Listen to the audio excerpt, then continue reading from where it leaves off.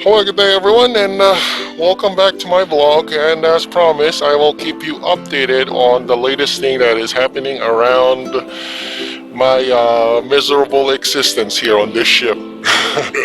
Sorry, I'm just being sarcastic anyway. So, like I said before, we're on now on the shipyard. And the problem was on my previous vlog journal was that I could not make a video because it was, or a clear video because it was nighttime during that. So yeah, I'm saying that the limitations of the action camera aren't very good when it comes to taking videos in low light environments, particularly in nighttime. So right now, it's daytime. So yeah, took the opportunity to take a full video on the actual shipyard the ship is in. So as what you're picturing at, it isn't very much to look at, very underwhelming. There isn't any much going on, and it's not exactly a very busy shipyard compared to the hustle and bustle of Singapore shipyard and dry docks. And what's worst part is that there's no shore leave from what I know. Compared to Singapore, after you've finished your work on the docks or ship repairs, you can actually go down and go on the shore leave. But here in Denmark, apparently there's, as far as I'm concerned, there's no shore leave at the moment, or they haven't told us that there was a shore leave. So honestly, it's pretty much the same. The work that we're doing here is just pretty much the same thing as we're on anchorage or on at sea. It's just that there's a gangway attached to our ship. Of course, there are technicians coming in and out, but they're very few compared to Singapore. That it's almost bustling with life. You'll never get bored. It's very busy, to be honest. Which honestly, I like. I like it personally like that.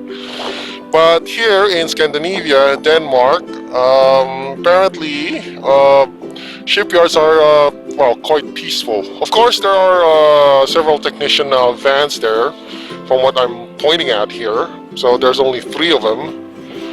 And from the rest of my video here, it's mostly vacant space. So you might be asking, what am I doing right now on midday? Well, apparently this is my shift duty. I am now on 12 to 4. And basically I'm in charge in guarding that gangway. So if you might put it in local English terms, I am the local security guard. Nobody gets in and out of the ship without me taking a look at it. But there's nothing much to look at, to be honest, because, well, this is a shipyard. Workers come in and come out. I don't have to be, the ISPS is basically isn't that, you don't have to be strict on that ISPS. And quite frankly, this is Scandinavia, Denmark, a very peaceful and friendly country compared to, say, even Southeast Asia.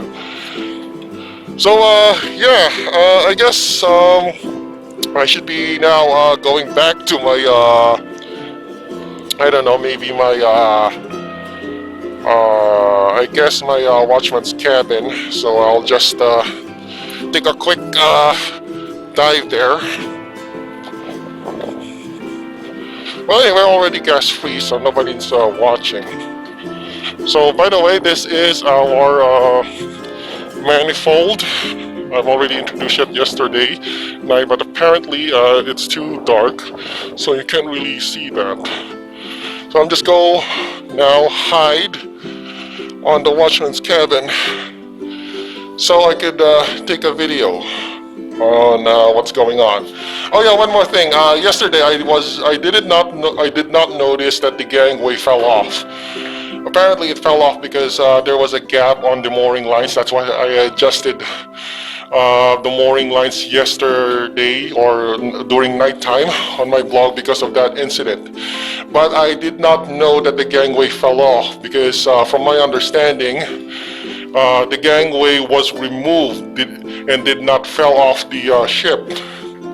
It was removed because from my understanding, there are some ports or some countries that they remove gangway during work hours to prevent people from escaping or going in and out. Probably it's more like a safety measure in ISPS that if you don't want people coming in and out of the ship, you just simply remove the gangway and that's it. Nobody, goes in and out. It's only the way in and the way out of this ship. So anyway, from my understanding, it did not fall off. It was removed, but apparently a few hours ago I was asked by the bosun along with AB Magulang here. Let's just say that they're kind of like mocking me and annoying me again, and in some extent with an occasional rain of insults, which I did not like, of course. I mean, there's not a day that I am not insulted by that two ABs, and honestly, I'm getting fed up with it. Oh well, there's a visitor coming around, so I should switch this out, just not to be detected.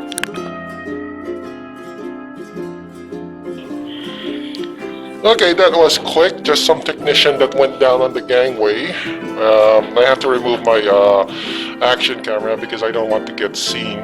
So I didn't even bother checking it on the or asking because I know he's a technician in a shipyard coming in and out here on this ship. So yeah, I guess for the rest of my work shift right now from 12 to 4, I will be just guarding this gangway, or basically the pathway, or whatever you call it. So I am the security guard. Anyway, what else should I forgot to tell? Well, anyway, I'm making updates every now and then on what's happening on my work schedule here. So I'll plan to at least boost up my vlogs to about probably, I don't know, maybe 102 videos, just to fill up the whole 2 years supply of videos, one each week. But I'll give the details later, and for now there's no people around on this deck because it's still lunchtime, and it's still lunchtime, so probably by nighttime I'll probably making some videos again, probably interesting stuff, some stuff that I would probably take a look on. So anyway, this is the update that I'll be going on now for on this time. So I'll keep posted, and have a great day, everyone, and see you late at night.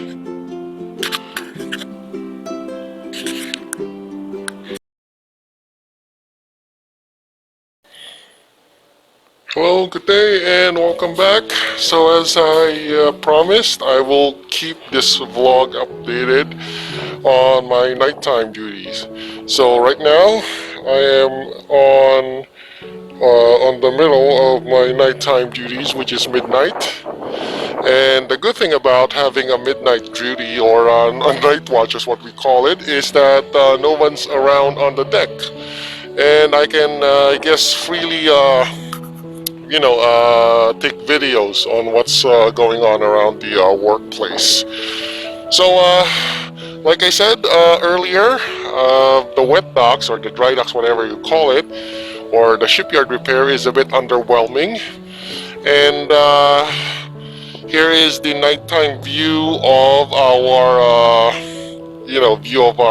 wet docks during nighttime. So it's very, very how do you call this? Desolate, I guess. Well, it's almost no one's around here. Yeah, I myself felt kind of underwhelmed over the so-called dry docks, is what they call it. But it's not actually a dry dock, if you ask me. It's more like a wet dock. So we've been loading up supplies here in this area.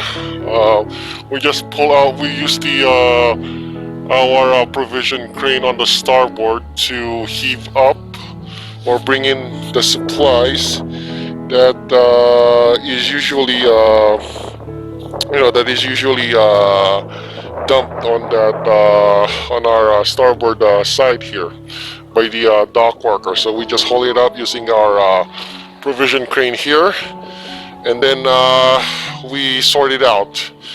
So from what you're looking at, This is mostly the remnants of the supplies that was brought in. So what you can just see now is just some wooden crates here, along with some boxes.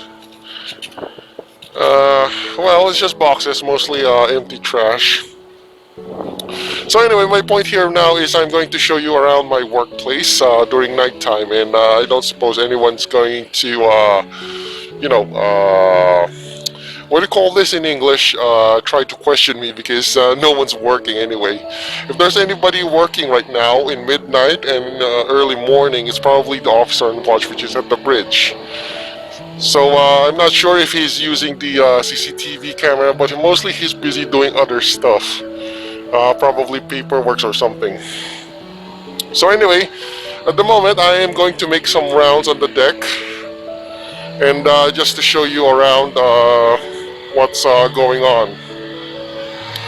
So right now we're still trying to ventilate our several tanks here, our cargo tanks, just to make sure that the cargo tank atmosphere passes on the safety levels. And honestly, from what I heard on our second officer a few hours ago, the main reason was the ship was trying to achieve or trying to acquire some sort of safety certificate that the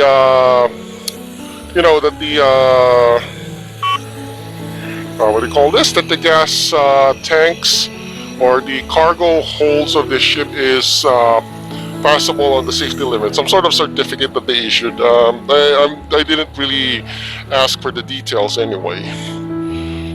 So right now that tank is being ventilated, and we have our gangway here from the shore. But yeah, I'd just like to mention it as well that yesterday there was an incident where this gangway just fell off. I was even making a blog at that time, but I didn't witness how it fell or how that gangway fell. But what I do know is that by the time it was on my shift, the gangway was already, it's already, it already felled. So from what you're looking up right now, it's now the gangway now here is basically now secured with some wire rope, with some ropes, just to ensure that it will not, the incident that the gangway will not fall off the second time around.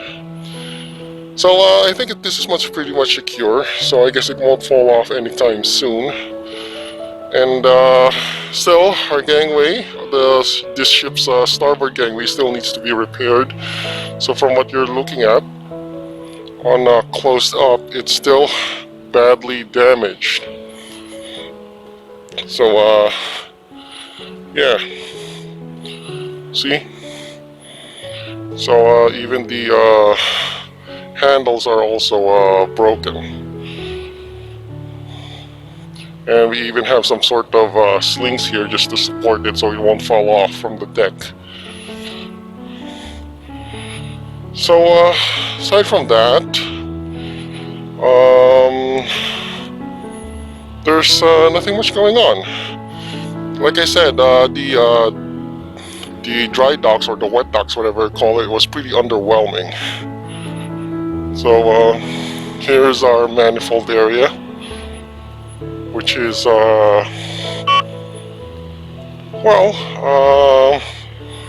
which is still there's nothing much being repaired there, so we're good with that.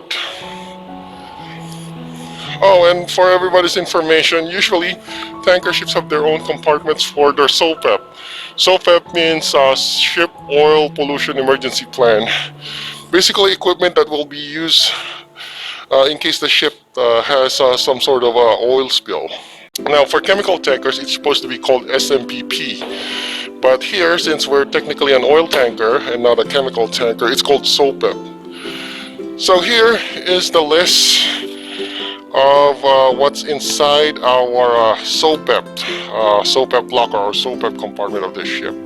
So there's a ton of lists here and a ton of lists there. And bottom line here is that we're well equipped just in case an oil spill happens. So we got some chemical gloves, chemical boots, even some sort of raincoats. And we also have these squeegees. Usually SOPEP equipments are marked with yellow, so we could try to determine that, so we could clearly distinguish it that this equipment is only sole purpose is to be used in case of an emergency or oil spill, to be specific. We also have buckets, which are now, from what you can see, it's all painted yellow or marked with yellow paint, indicating that it is SOPEP equipment and not the ordinary deck equipment. So we also have, I don't know, some mixed stuff here. We have some, what do you call this? Chain block. If we want to do work which requires lifting heavy objects like tons. Now this chain block, to be specific, is 3 tons. Each chain block has its own some sort of weight, I don't know, certificate, something like that. Well, we also have a fire box or fire hose box. Probably carry some spare fire hoses from what you're looking at here. Oh, alright. I think, okay, that was easy to put back. So, that's good. We also have some spare fire extinguishers here. Well, you get the idea. It's mostly CO2, carbon dioxide, fire extinguisher type. Another fire hose box, which are apparently I would think that this would carry some spare fire hoses. And foam applicator. I don't know what okay, let's check, let's take a brief check. Oh, it's mostly for the foam firefighting using a foam type. We also have CO2 cartridges for fire extinguishers, but I'm not gonna know the specifics. Probably the third mate knows about that. And we also have one more thing here inside our SOPEP. It's what it's called oxygen vapor pressure detection cabinet. Basically, it's mostly used to detect the vapor lines there, the yellow line that you will be seeing on the cargo manifold. So anyway, we're now finished on this part. So let's go move.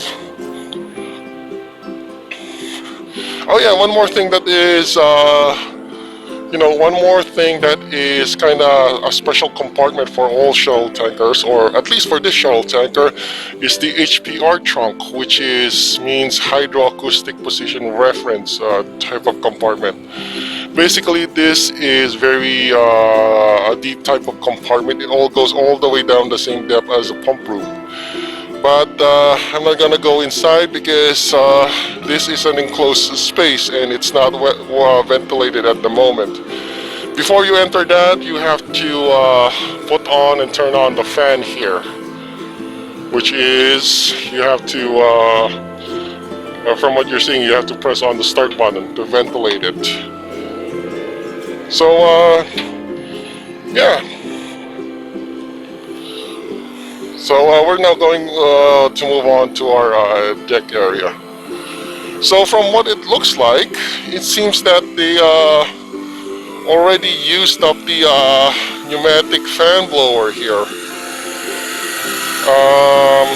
Well, actually we got this machine a few hours ago.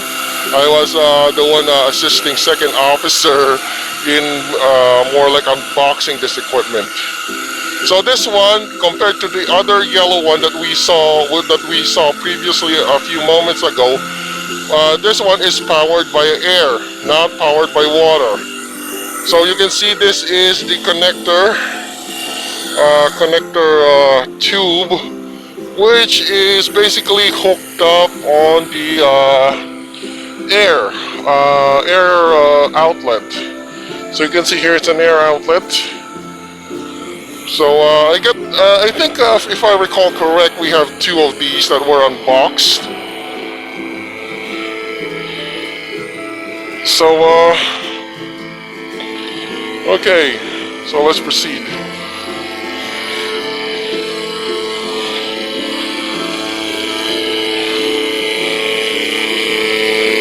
Alright, so this is the other, the second one that we, the pneumatic air fan to be specific, or an air fan. So it's a bit louder compared to the hydro fan, but it gets the job done in ventilating our cargo tanks here. See, if you take a look quite carefully, this one is powered by a hose.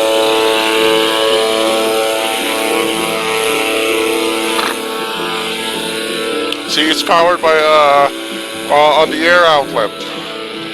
While the other one, the yellow ventilating fan, or our hydro fan, I think that's the proper term, I guess. It's a hydro fan, and this one, the previous one was a pneumatic fan. So this is the hydro fan that we also use. So yeah, it's a bit noisy as well. As you can see, it is powered through our fire pump, basically a water-powered one.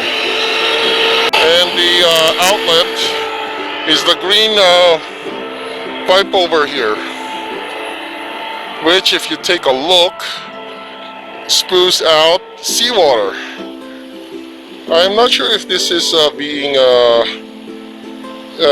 if the image is being captured by my action camera right now. So there. Okay, so let's move on to the other side.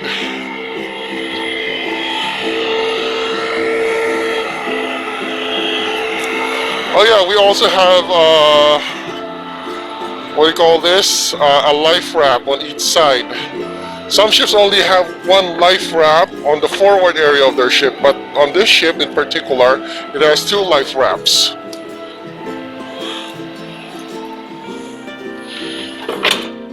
Now here, we have an emergency flashlight.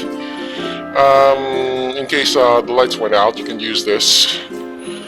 And we have our life jacket here.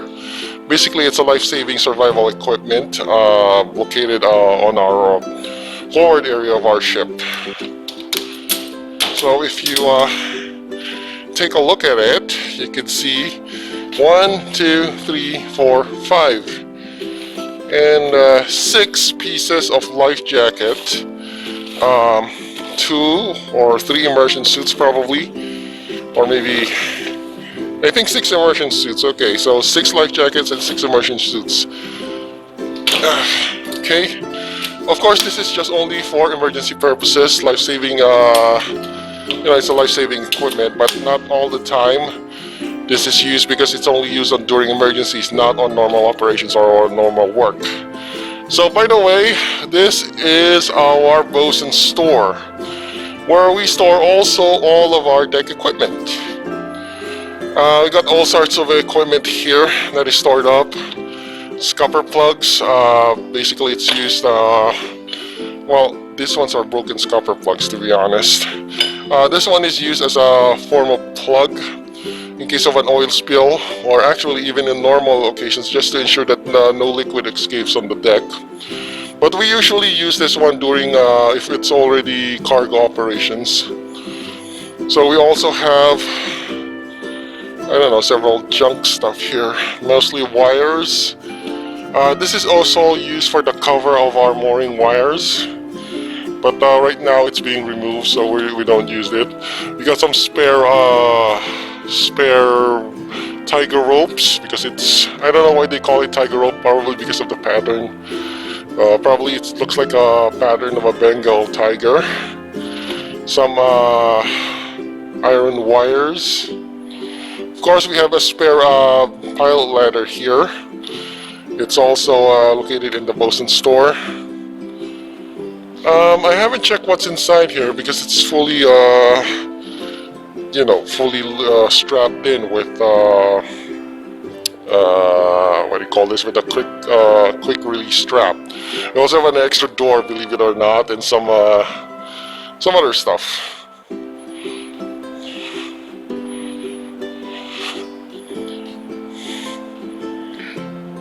Now this is basically our hydraulic room. So from what you're looking at, I don't know, it's mostly technical equipment. I don't even, hang out here for a while. Or, I mean, I don't hang out here often. Sorry. I'm not very good at my English right now.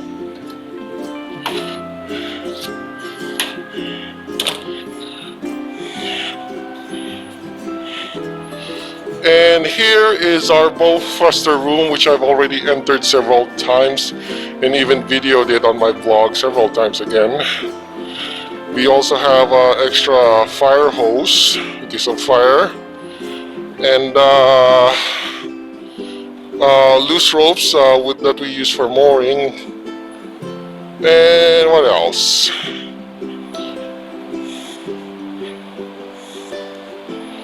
We also have, by the way, some what do you call this? Testing equipment for the winch and for the winches or brake. What do you call this? It's a brake test. Yeah, a brake test equipment. So yeah, pretty technical stuff anyway. Oh, also we also have our spare cargo samples. Our cargo samples here are also stored here in the bosun store. Now that depends on the ship. Some ships have the chemical storage locker just near on the manifold area, but here it's on the bosun store. And we also have our electrical fan room, if I recall correct. If you want, before you go into a bow thruster, you have to turn on the supply fan. So it's, you can just have to read on the sign here. You just press the start button and that's it. If you're finished, you just press the red button, which means to stop. So there are other switches here, but mostly there are switches for the fan, or here located, or compartments here that fans that are, direct. It's a direct supply for a store fan. Just here on the forward section of the ship. We also have our bosun store supply fan. This is one. We also have the BLS exhaust fan. It's mostly switches of fan switches for a specific compartment. We also have our watchman's cabin supply fan here. So pretty much, it's basically, this is the fan switch panel of the of this area of the ship. So anyway,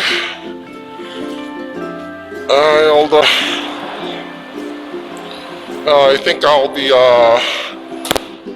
taking the port side again. Now this is our chain locker. Basically this is entirely closed, but this is where the anchor chains are mostly stored at. Now in case you want to release, and hope we don't do this, you want to release the anchor chain from the ship, all you have to do is that you have to use this sledgehammer and remove the pin and smack this one. It basically releases the anchor chain that is located down below. But of course, I haven't seen it and I don't plan on seeing it to be tested on the actual.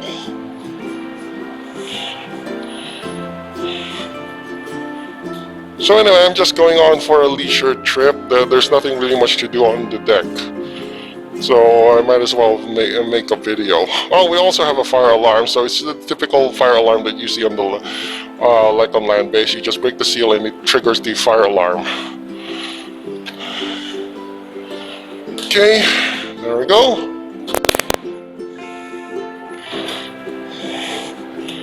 Of course, you already are familiar with this area. This is our trunk deck. So I'm not gonna go through any introductions here. We're just passing by because it's more convenient.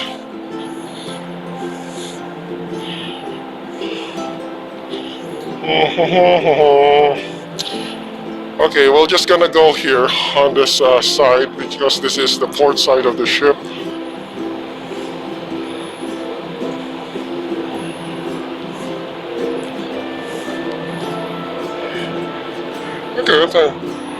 Okay, we still got a time because it's just 1:36 a.m. So it's still early.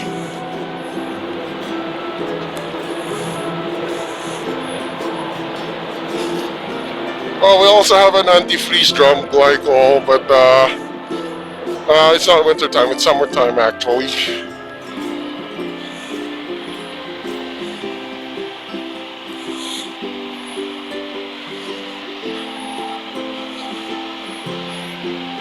Okay, I'll just go a little bit on forward there. So I guess this cargo tank here, one port is also being ventilated using a hydro fan.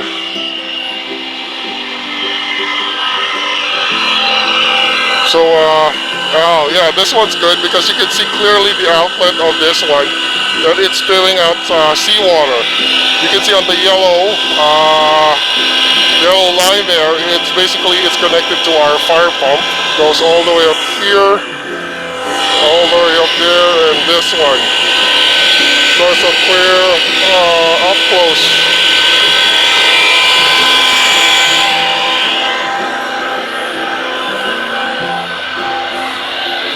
So as like I mentioned, we also have another life raft here on the port side of this ship. So aside from the starboard side. Okay, well, basically this one's sealed, but basically this means that if your what do you call this, bow thruster compartment is flooded, you can just basically open this one and it, you know, expels the water inside the bow thruster directly towards the sea. But it's sealed because because of regulations regarding anti-pollution and all stuff thing.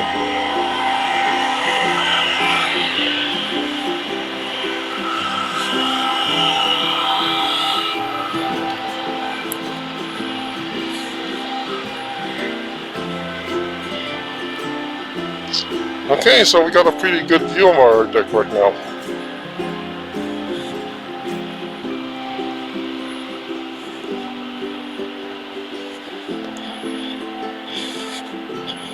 So right now the seawater is going, yeah, it's flowing.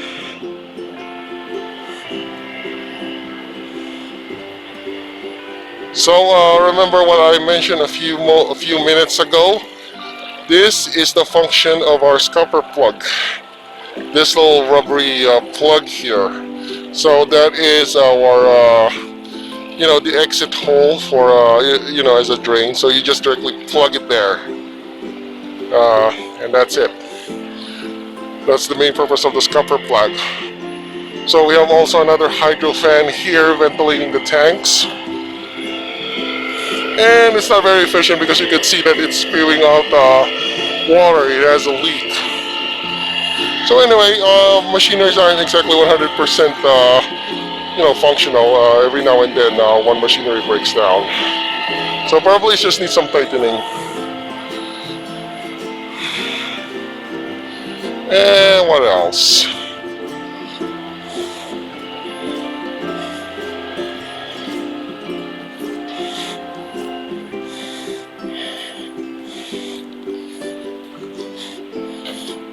Well, there's nothing much. So again, this is our manifold area where we, if the ship is, of course, discharging cargo, cargo hoses are usually connected on this.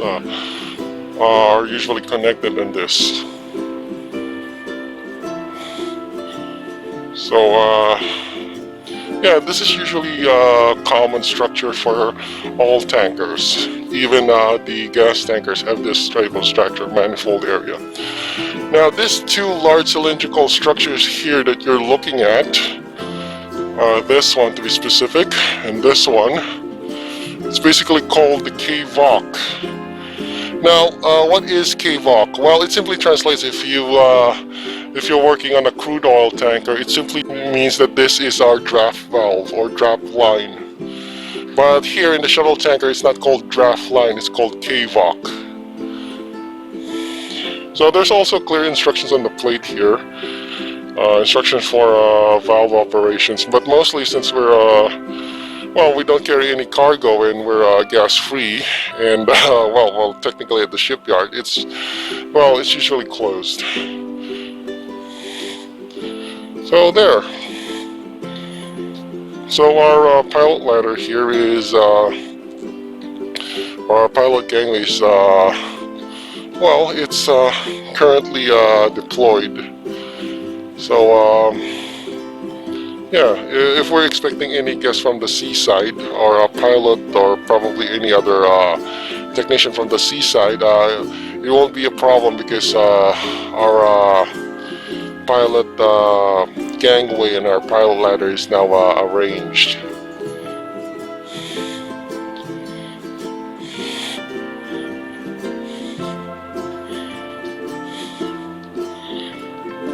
So it's also well lit, so we won't have any problems with that.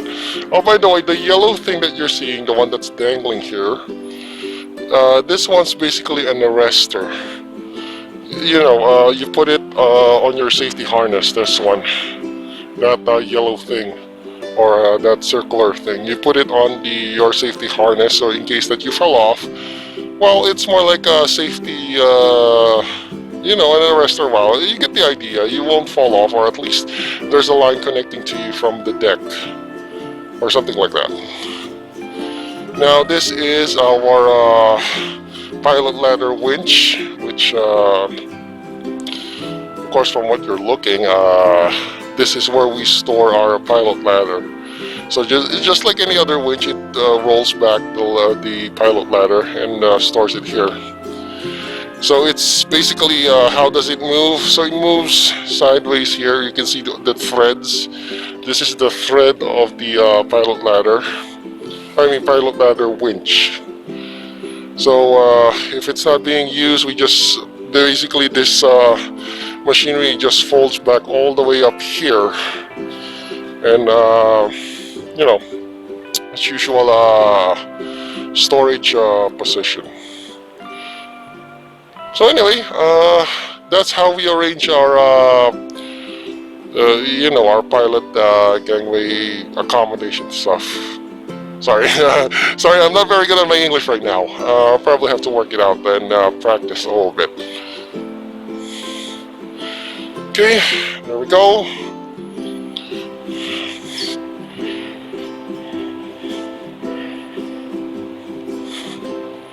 Okay, one more thing also, this is also, not all shuttle tankers have a helicopter landing pad like this one, but this is an original structure only on this ship.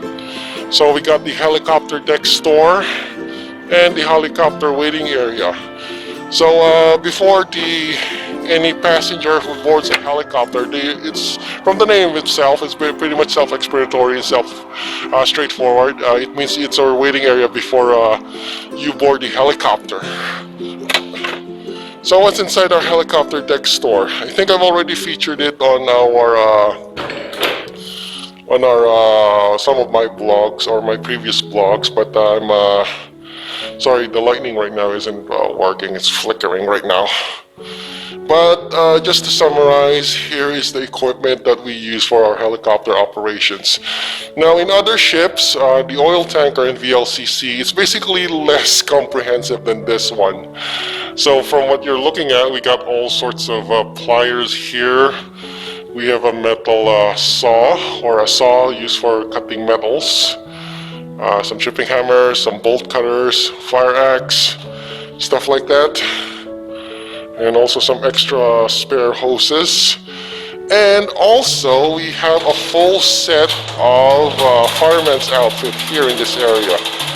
So you're looking at it, two SCBA equipments and fireman's outfit complete with the gas mask, or the mask attachments for the SCBA, and also spare bottles for the you know, for this SCBA equipment. Okay, so there's nothing much to talk about. In case you want a thorough, what do you call this? A thorough list of the equipment inside here. It's already listed here. So I hope the action camera can clearly view what's inside the the fireman's outfit locker here. Okay, so let's go because the flickering lights is really hurting my eyes, and it's not it really hurts my eyes, that flickering thing. So there we go.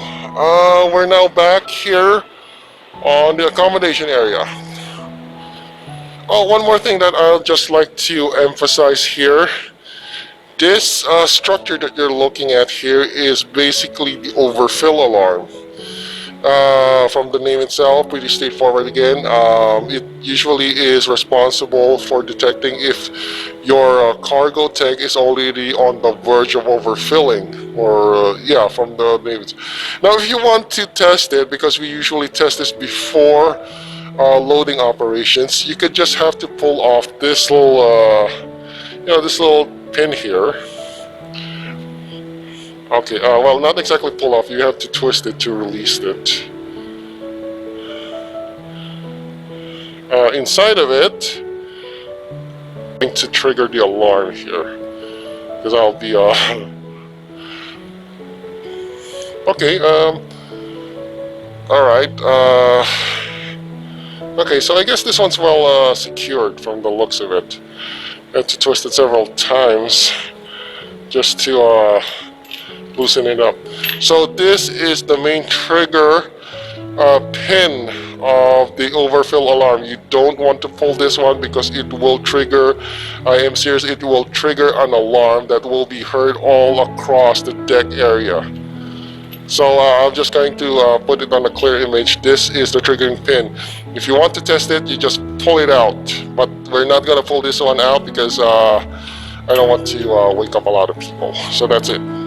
So this, if you see a structure on the deck that looks exactly like this little fella, rest assured that mostly this structure is used as an alarm trigger, an alarm detection device. I mean, it's an alarm overfill detection device. So there, I just mentioned it anyway. One more thing that I should mention a while ago, I guess, is the cow machinery here, on how you read it. So basically, this one's pretty much self-explanatory. Okay, we're just gonna open one here. So this is the crude oil cow machine, as they call it, or crude oil wash machine. Now, how do we read it? If you're seeing a number here, there's a number indicator here. You just basically read it. For example, if you're seeing 10 or 15, that's of course directly 15. If you're seeing the movement of the pin going up, you will see this pin moving up. You can just simply report it that it's 15 going up. Or if the pin is, if you see the number and the pin is going down, you just simply report it to the officer and watch that the cow washing machine reading is 15 down. So again, just to repeat, if you want to report the progress or the status of the cow machine on the officer's watch, you just basically read the number and probably wait for a minute or two and see if the pin is going up or going down. So that's it. Okay, well, I'm glad that we've already mentioned that on how cow machines work, or at least how cow machines work on the perspective eye, or on the POV point of view of an ordinary seaman, or just basically an ordinary seafarer. So anyway, I guess there's plenty of time to roam around. I still got at least 2 more hours. So yeah, this is a very long vlog right now, and I'm making the most out of it.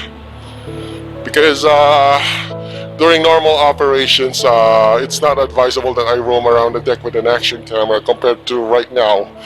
The ship is basically gas-free and we're on the shipyard. One more thing of safety equipment here is our eye wash, or basically the shower. But mostly this is very useful in a chemical tanker. It's rarely useful if you're in an oil tanker. But it also has an alternate use in case of, say, if you're You know, if you're stuck in a hot weather environment, let's say in the Middle East in the middle of summer, it can serve as a, you know, to cool yourself, kind of thing. So it also is a good, more like a safety equipment from heat and exhaustion, or basically dehydration thing. But since we're operating in the Nordic area, which is mostly more cold and hot environment, this is rarely used. Oh, I didn't also forgot to I forgot also to mention that it also has an eye wash feature. So you just basically stick it at this attachment here, stick it out to your eye, and you know, it washes your eye. So you can also be, it's pretty much self-explanatory from the symbol here. It's basically an eye wash.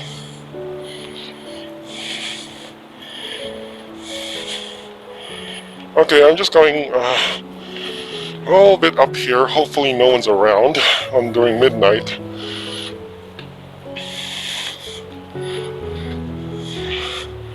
Okay, so right here we have two large life rafts here on our side of the ship. I forgot the capacity of this one. It's usually mentioned here. Length here is 36. It's flag state. Oh, okay. It's the capacity. It supports at least 20 persons from what you're looking at here, based on the letters. Now, this one, if you forgot to, you know, deploy this one during an emergency, it automatically detaches itself. Say if the ship is already submerged here for at least 5 meters of water. This is the hydrostatic release mechanism, so you don't have to worry in case the ship is submerged at least on at least 5 meters of water. There's a device here inside of this one that's more like a cutter that cuts this one, this what they call it, a weak link, and when it's cut, it automatically releases it, goes up. From what you're seeing on the angle here, it goes directly up sideways. So there. So yeah, you can also see it here on the illustration that this one, the hydrostatic release valve mechanism, the yellow one, probably it's inside here, you know, automatically cuts the what do you call this, the weak link. Now here is our rescue boat. Now, rescue boats are different from lifeboats. Some ships use the lifeboat as a makeshift rescue boat. But here on this ship, the rescue boat, or the fast rescue boat, is separate from the lifeboat. And in some cases, if believe it or not, we use this if we want to go on shore leave as well. Yes, believe it or not, fast rescue boats can be used on shore leaves. But I didn't caught it on video when this ship was recently used for shore leave. So anyway, there's what do you call this? There's the equipment stored here. Just give me a moment here. Oh, all right. We're just gonna go for a little tour. Now this hallway directly leads to our lifeboat. On my earlier vlogs, I've already discussed where this hallway leads to, but we're not going through that. We're not going through the lifeboat. We're going to discuss what's inside this room. Basically, this room is the water ballast room, which is used for the treatment of water ballast. And aside from that, the treatment of ballast, it also carries the equipment that we use for a fast rescue boat. So this is the what do you call this? I think it's a form of immersion suit. Sorry about that, or a thermal suit for the fast rescue boats. So we're just gonna close this one. This is cabinet 1. On cabinet 2 is your typical standard issue life jackets along with safety lights. And the safety harness, this one. So anyway, I've already shown it, so that's not going to be a problem. Sorry, I'm muttering out the random words right now. So anyway, these two cabinets is the I'm sorry, is the area where we store our equipment that is used for our fast rescue boat. It's just right. It's just on our water ballast treatment room. Now, since this is a water ballast treatment room, I definitely go on my way now to show you what's the equipment that we use, or what's the equipment responsible for the treatment of water ballast. Basically, this equipment here that right in front of me is the neutralization unit, which of course neutralizes stuff on the ballast. So how to use it? Basically, there's a lever here from what you're looking at that directly releases the chemicals inside here for the treatment of water ballast tanks. So it's from what you're looking at, this is directly hooked up here. So we just pull on the lever. I'm not gonna pull it, of course, and it directly releases chemicals to our ballast water, which neutralizes harmful microorganisms there. So there. Whew, so that was a very, very long vlog right now. Anyway, I'll go on the extra mile of describing it anyway, since I like to take the opportunity as well. And frankly, it's a big opportunity to show things around on our ship, or on the ship that I'm working at.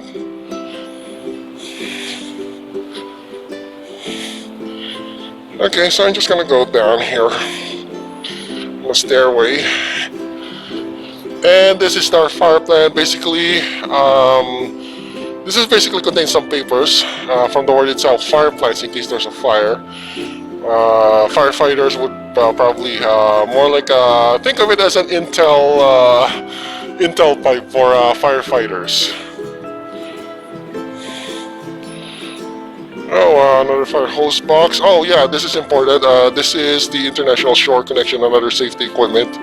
So basically it contains, I'm not sure if it's being viewed clearly here on the action camera, but it contains some universal connection for a fire hose, and some several adjustable spanners or adjustable wrenches for the connection. So we have two of this, one on the port side and one on the other side, the starboard side. And this is our garbage room, which is of course right just beside of the incinerator room. Yeah, one more thing that I would like to mention, our incinerator here. Some incinerators on other ships are equipped to burn plastics, but this ship, the incinerator here on this ship in particular, does not burn plastic. So we just store our plastics there over on the garbage room side. But on my previous ship, which was a VLCC, we just directly incinerate the plastics on the incinerator room. The incinerator machinery there was capable of incinerating plastics and neutralizing those harmful harmful stuff inside plastics. So if you ask me, there's a general rule. If somebody asks if we're allowed to burn plastics on board, it's mostly a yes and a no type of answer. It's a yes if the ship is equipped with an incinerator that can burn plastics, and it's a no if the incinerator isn't capable of it. So it mostly relies on the classification of the incinerator, if we can or cannot burn the plastic garbage. So mostly you hear this question in our school or on the seafarer school, if it's allowed that we could burn plastics. Mostly most common information is that plastics cannot be burned on shore. But in reality, it all depends, or in practice or in professional practice, it depends upon the incinerator. So yeah, I would just like to correct one part of that on the academic point that is pointed out on school, if we can or cannot burn the said plastic garbage on board. But this ship in particular, like I said, our incinerators here are not capable of burning plastic, so we just have to store it up with dumpsters like this, the iron metal dumpsters with like this one. Oh, also there's also a color coded. Each dumpster is color coded, which greatly specifies which trash it has inside. Like for this one, it's color coded black, which basically means only bottles and tins are put here. So for short, it's a garbage segregation scheme. That's it. So color coordination is garbage separation. So this is our aft area. There's nothing much to look at except for our flag state flag here. This is basically it's a Norwegian flag. And our winches machinery. So that's it. I guess I have to conclude now on the quick tour of this ship on my vlog right now, and I've already, I guess, provided enough information. So before I end this blog, I would just like to ask if you like my vlog, you can just if it's okay with you, you can just click on the like and subscribe button and click on the notification bell. It really helps me a lot on the YouTube algorithm. So anyway, this is the end of my vlog for now. This is Operator 60. Have a great day, everyone, and see you again on my next blog journal session. So bye bye for now. See ya.